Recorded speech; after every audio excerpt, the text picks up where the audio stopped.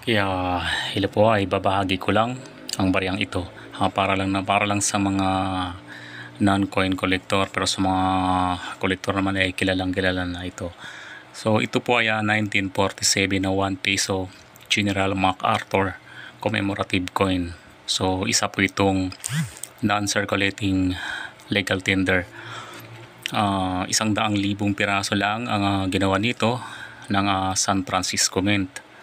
Ito ay 80% silver at 20% copper. Yan yung kanyang metallic composition.